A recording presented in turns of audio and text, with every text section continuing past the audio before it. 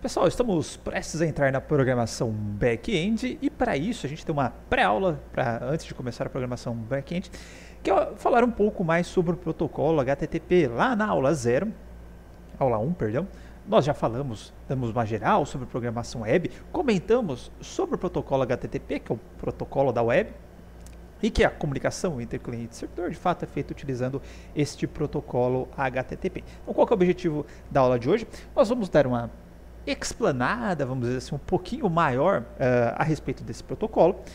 Não vamos entrar num detalhe tão a fundo a ponto de a gente conseguir, de fato, nós mesmos implementarmos um protocolo, até porque essa tarefa, vamos assim dizer, não tirando o carro fora, mas é o que o pessoal de redes está fazendo, inclusive neste momento da disciplina, que quem está fazendo a disciplina de redes também está fazendo. Então eu não vou atropelar essa parte de redes, não vou repetir ou tentar não repetir boa parte do conceito de redes, mas tentar explicar algumas coisas ou alguns conceitos que nós vamos acabar utilizando na hora que a gente for fazer a programação back-end e que pode causar uma certa confusão, tá? E de fato, né, eu vou falar para vocês, olha, a que hora que a gente for fazer essa requisição, eu vou ter que mexer nesse cabeçalho aqui, por exemplo, no content type, eu vou ter que trocar para application JSON. Senão não vai funcionar lá do lado do back-end. Mas o que é esse cabeçalho? O que é esse content type? E etc. Então, esses tipos de conceitos, né, a gente vai passar na aula de hoje para que a gente tenha um desenvolvimento mais tranquilo mais para frente. E até porque faz parte da ementa essa explicação nesse momento. Tá? Bom, então desde a aula 1, os senhores já estão, vamos dizer assim, familiarizados com o fato de que o protocolo HTTP é o protocolo utilizado na web. Então, a hora que meu browser, por exemplo, ele faz uma requisição, ele vai ter que buscar essa requisição em algum lugar para trazer a página web, no caso. E esse processo de comunicação é feito ad hoc, é um processo protocolar, é um processo definido por um protocolo. Ou seja, existe um conjunto de regras a serem cumpridas para você fazer uma requisição e, consequentemente, receber a página desejada. Tá? Perceba que na figura aqui embaixo eu não coloquei somente browsers, tá? Eu coloquei também um celularzinho, eu coloquei aqui um desktop, tentando simular uma aplicação desktop. Uma vez que esse protocolo HTTP, hoje em dia ele tem um uso um pouco mais genérico, tá? Não só para eu trafegar páginas, tá? Mas para eu trafegar outros tipos de dados também. Na própria página a gente acaba trafegando outros tipos de dados, né? A gente acaba trazendo imagem, a gente acaba trazendo vídeo, etc. Mas a gente vai ver que a gente pode utilizar ele para trafegar dados num propósito geral, principalmente para as aplicações trocar informações entre si, utilizando também o protocolo HTTP, tá?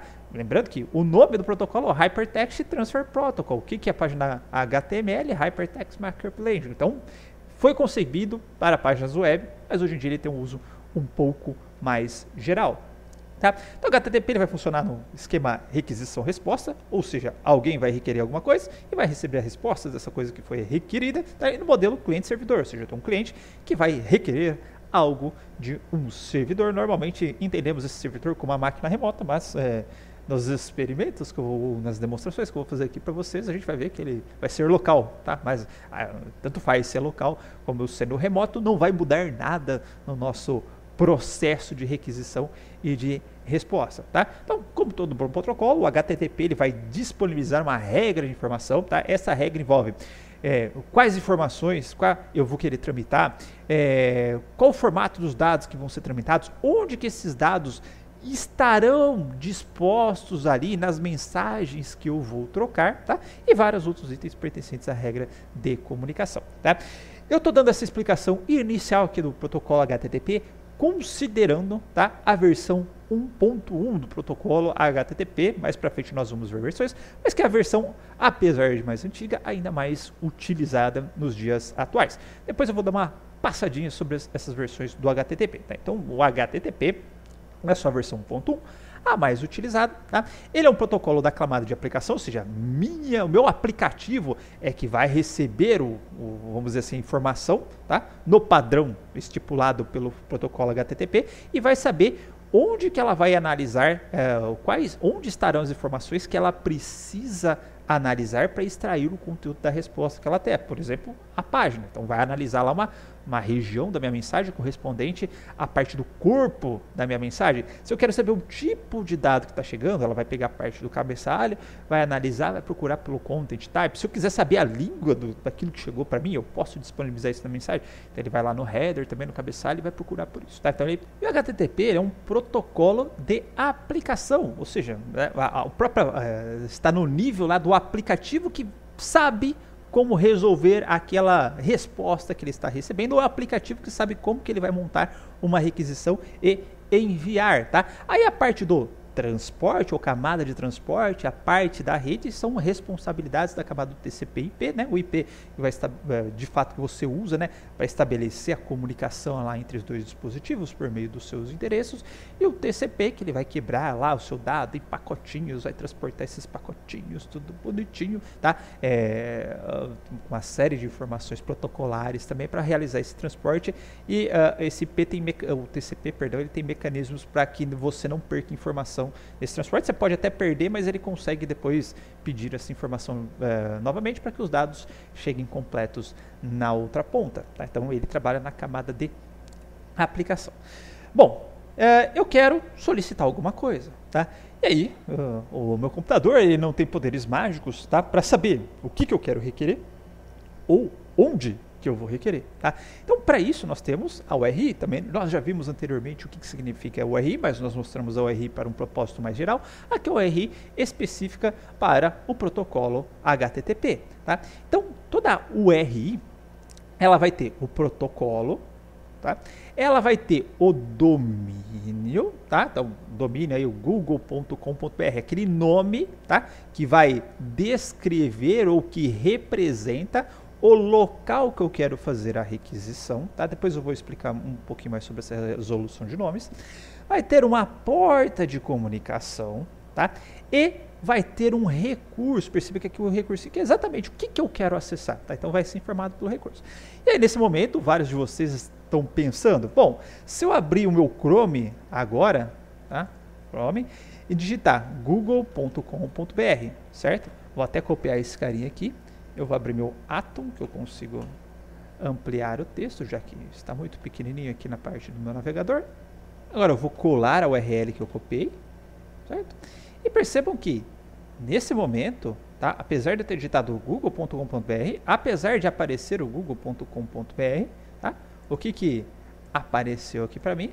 Apareceu http://google.com.br, tá?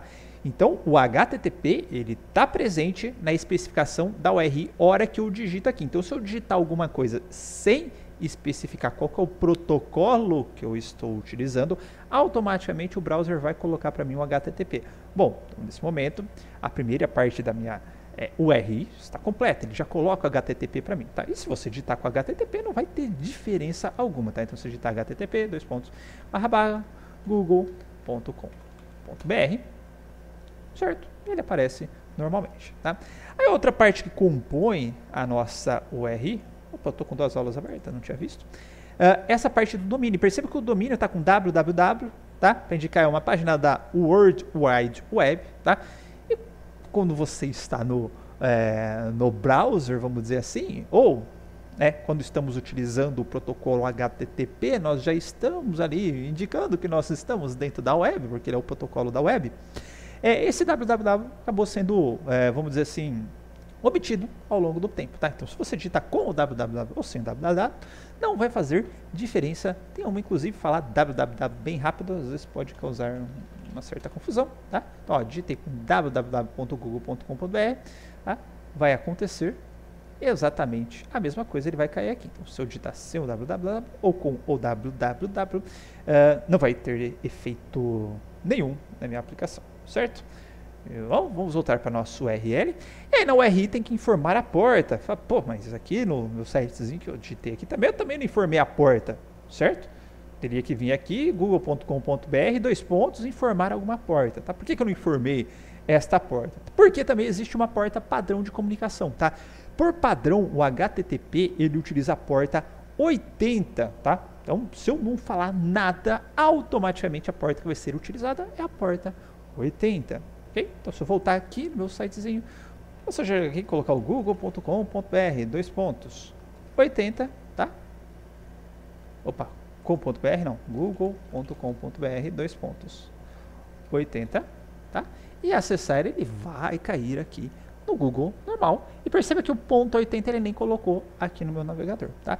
Se eu colocar uma outra porta aqui no seja 80, tá? Colocar 101, aí ele não vai conseguir carregar porque ele não está esperando, não tem um serviço rodando nessa porta 101, tá? Então, automaticamente, o meu navegador, ele vai considerar que o protocolo HTTP ele considera a porta 80, e a máquina que está servindo esta página também, por padrão, ela vai monitorar na porta 80, tá? Mas eu já vou discutir essa questão de servidor web mais para frente, tá? Mas então, por que nós estamos omitindo a porta, tá? Porque por padrão o meu navegador já está colocando a porta 80, que é o padrão, tá?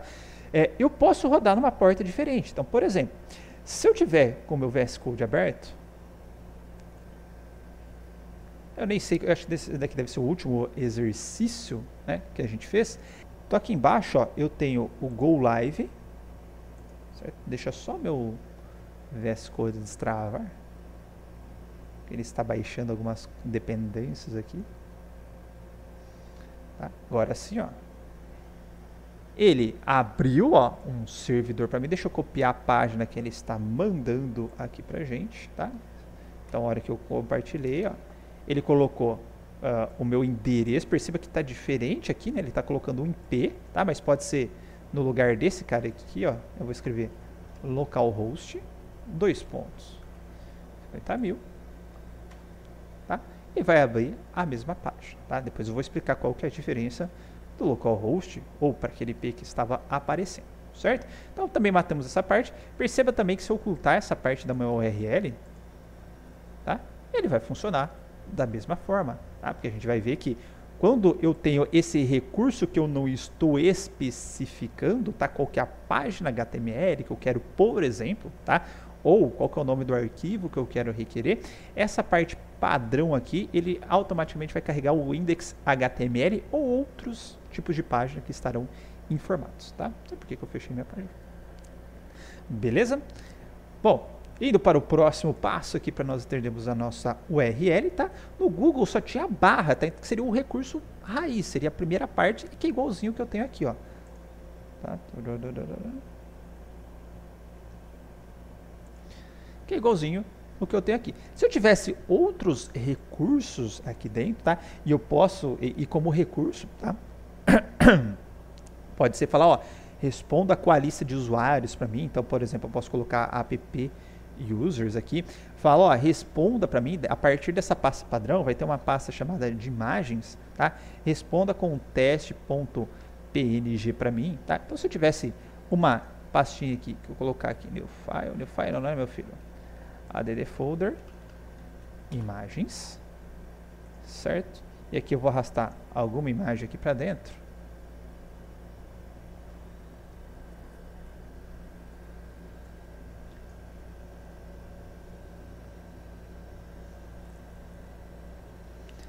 Tá, vou colocar aqui, pegar qualquer imagem que eu tenho na minha maquininha. Ela tá um pouquinho lardinha, que eu tô com várias coisas rodando ao mesmo tempo, tá? PO2, nem sei o que é PO2, mas vamos lá. Vou arrastar aqui para dentro de imagem, tem essa imagem de PO2.png, tá? Então, a partir daquele recurso barra, né, que seria a pasta a partir da qual eu estou criando um serviço web, né? Então, esse serviço web, o barra seria essa pastinha do meu exercício, tá? Então, a partir dessa pasta barra, eu vou colocar imagens, tá? Ponto PO2.png. Então essa parte aqui é o recurso, tá? Aqui é a porta, aqui é o local, né? Vamos dizer assim, o meu domínio, que é o localhost, e aqui é o protocolo. Então aqui ao final desse nosso exemplo nós temos essa imagem um pouco mais completa. Deixa eu só colocar os mesmos caracteres, PO2.png, tá?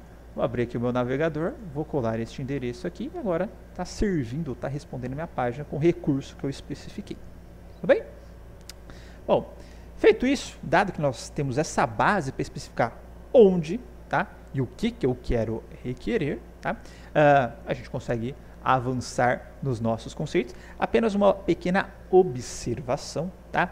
É que nós temos o protocolo HTTP e o protocolo HTTPS, que é uma versão do HTTP mais segura. Já vou explicar também mais para frente.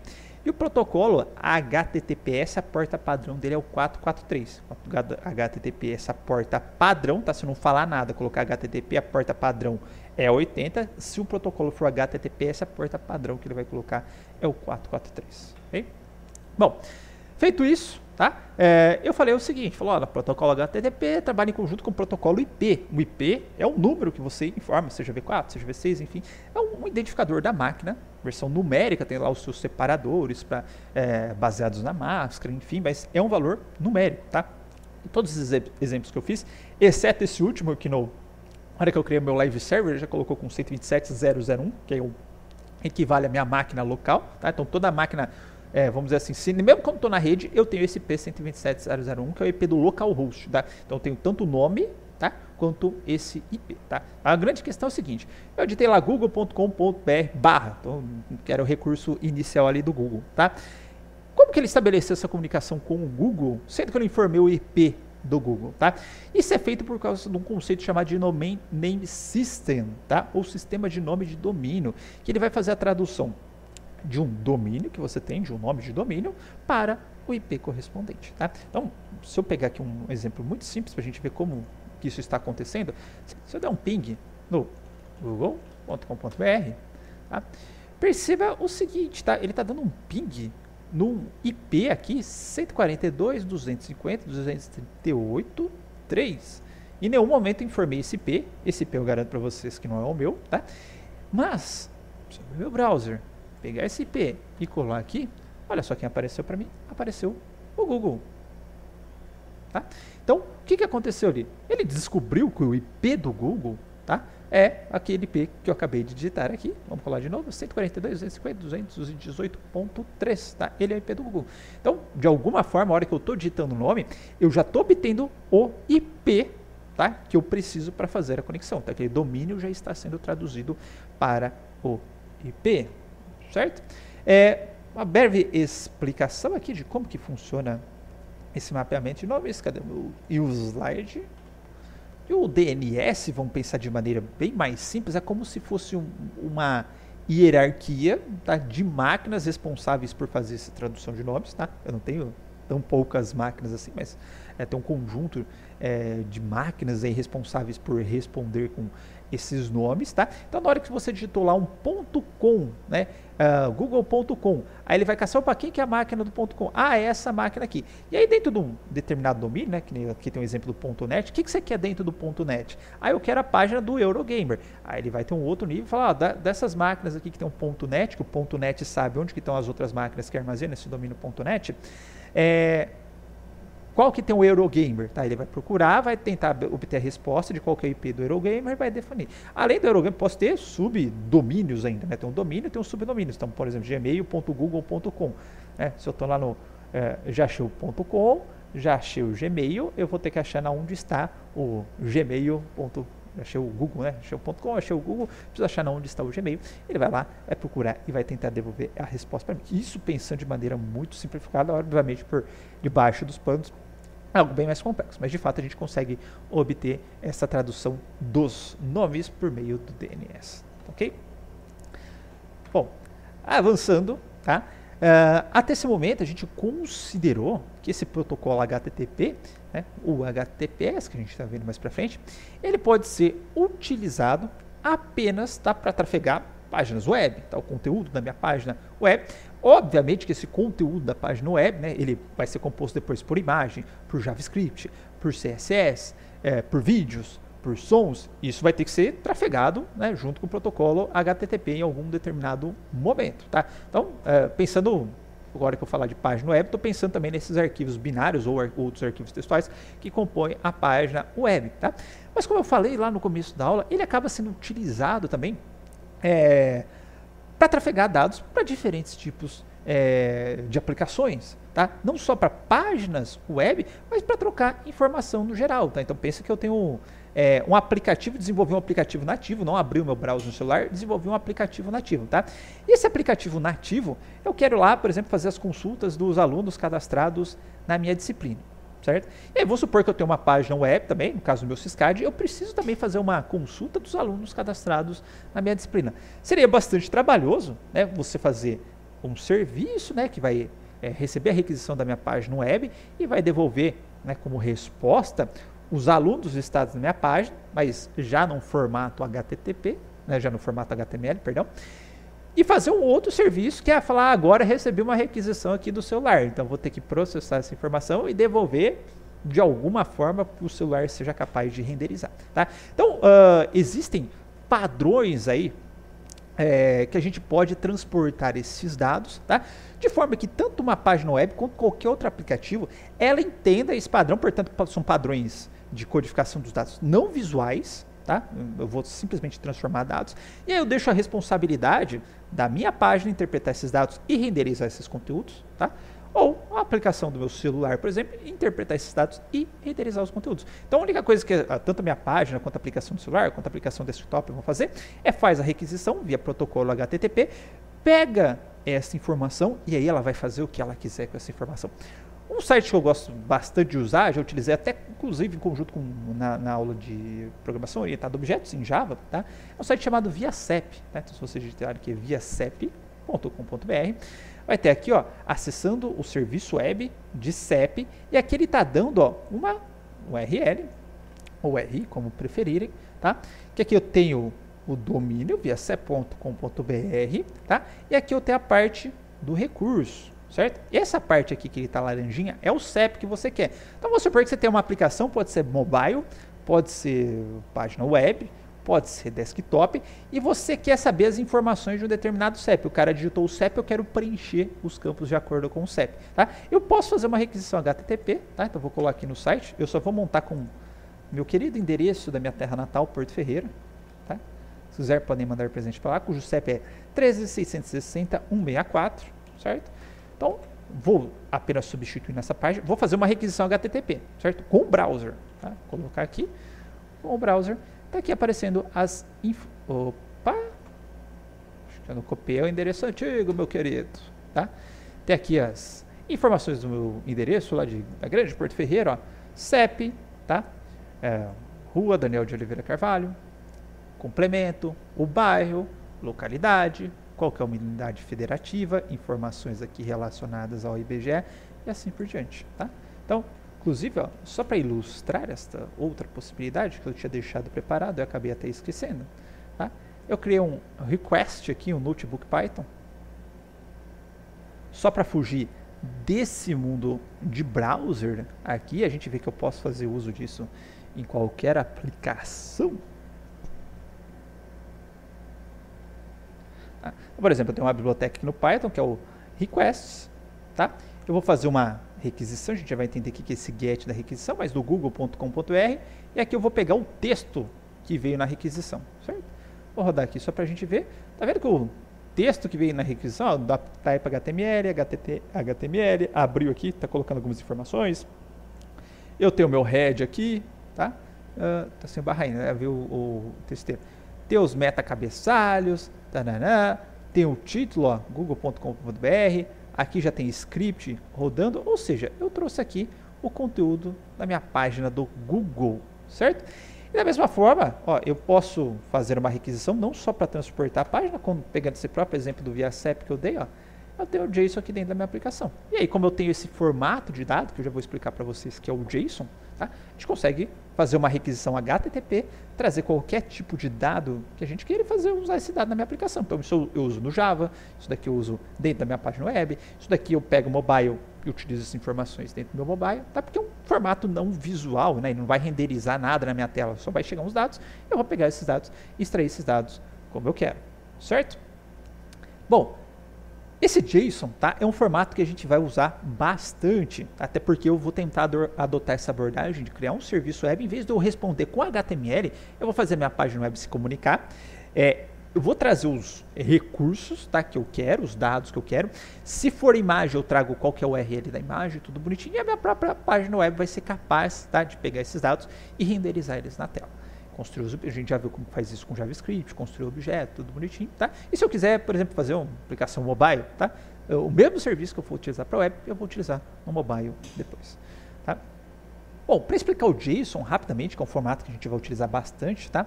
Se vocês procurarem por JSON Editor Online, tá? Ele vai aparecer aqui. Deixa eu dar um zoomzinho para vocês verem melhor, tá? O que é o JSON? O JSON é o JavaScript Object Serializable Notation, tá? JSON, JavaScript Object Serializable Notation. O que tem a ver isso com JavaScript? E esse formato não está restrito ao JavaScript novamente. Você pode utilizar esse formato em qualquer lugar, que é um formato universal, tá? O JavaScript vem pelo fato de que se você pegar, eu vou construir um JSON bem rapidinho aqui para armazenar informações de uma pessoa, tá? Então, vou colocar nome, Rafael, idade, 2 pontos, 35, tá? Opa, vou colocar aqui, disciplinas, 2 pontos, A, B e C, certo? Vou jogar aqui pro lado do lado do DK, só para ele mostrar para mim. Perceba que ele reconheceu isso que eu fiz do lado esquerdo como um objeto composto por nome, idade e disciplina. Perceba que esse objeto que eu criei é um objeto bastante parecido com o JavaScript. Se você pensar que eu tenho aqui as minhas chaves ou identificadores do campo, aqui eu tenho os valores do campo, certo? Cada par chave valor eu estou separando por vírgula, tá? Eu posso ter strings, eu posso ter aqui números, eu posso ter arrays, assim como eu tenho no JavaScript, tá? A única diferença do objeto puro do JavaScript é que aqui no objeto puro o identificador não é uma string, tá? É uma palavra, como se fosse uma variável, né? Identificador de variável que você está colocando o nome. Aqui esse identificador de variável ele está entre strings, tá? É isso que está diferindo do objeto do Java. E do mais, tá? Inclusive se quiser ter por exemplo, endereço, só colocar a vírgula para separar aqui, ponto, eu posso ter um endereço completo, que aqui eu tenho rua, 2 pontos, Daniel, tarará, bonitinho, aqui eu tenho número, 2 pontos, 2, 4, 3, e se quiser ter CEP, quiser ter cidade, outras informações, tá? Pode ter tranquilamente aqui na tela, tá? E agora eu vou atualizar, tem um endereço aqui com objeto, com Daniel, tudo bonitinho, tá? Então é um formato bastante simples e bastante eficiente para troca de dados, porque eu posso ter string, eu posso ter número, eu posso ter arrays, tá? E bastante flexível, que eu não preciso ficar especificando qual que é o tipo, nada, porque a própria forma como eu estou especificando o tipo aqui, o valor aqui na frente, né? Já vai me dar a característica do tipo, tá? E se quiser ter arrays de objetos, tá? Então posso colocar aqui um array, certo? Deixa eu só identar, colocar esse objeto para baixo aqui. Deixa eu dar uma identadinha bonitinha. Vou identar bonitinho ele aqui. Eu posso copiar, colocar uma vírgula, né? E colocar um outro objeto de uma outra pessoa. Então, se eu quiser transportar arrays de objetos aqui, fica bastante simples de se fazer, certo? Então, até aqui tem 2 objetos, obviamente que os 2 são iguais. Mas, ó, agora eu tenho um array com 2 objetos. Esse array está sendo transportado via JSON, tá? Então a gente vai usar bastante este formato daqui para frente, certo? Além do JSON, eu tenho um XML também, que é um outro formato, que seria esse formato aqui, tá? É quase um JSON, tá? Bastante parecido, no sentido que eu tenho a identificação dos campos, e aqui eu tenho o conteúdo dos campos, tá? Mas perceba que aqui no XML eu não estou distinguindo o que é string, o que é número, tá? Aqui eu tenho um array, tá? Apenas o array está sendo identificado porque eu tenho books, eu tenho uma série de book dentro de books, tá? Então ele é vamos dizer assim, um formato bastante utilizado, já foi bastante utilizado, tá? Mas eu tenho que ficar atrelando uma série de informações, se eu quiser pegar esses valores aqui, saber se é um número, saber se é uma descrição, e etc. Então o JSON acaba sendo um pouquinho mais direto e mais fácil para transportar esses dados, tá? Aqui tem um outro exemplo que eu coloquei para vocês, o JSON. Esqueci do valor booleano também, tá? True e false em minúsculo para os valores booleanos, tá? Então, eu tenho o número, tenho o string, eu tenho o array, eu tenho vetores, objetos complexos, né? Posso colocar um outro, como campo um outro objeto, tá? Aqui no pets, nesse caso aqui, ele tem um vetor de objetos também, que tem um nome, qual que é o tipo, a raça do pet, né? Eu posso ter campos booleanos também. Então, bem completinho, bem legalzinho o formato JSON, tá? Coloquei um outro exemplo aqui para vocês, tá? E agora vamos tratar um pouco mais a fundo, já que a gente sabe essa questão geral, o que eu posso trafegar, como que eu coloco, como que eu especifico, qual que é o domínio, qual que é o recurso e etc. Vamos ver um pouquinho mais a fundo as requisições, o que compõe as requisições, que a gente vai acabar utilizando isso daqui para frente, tá? Então, até o próximo vídeo.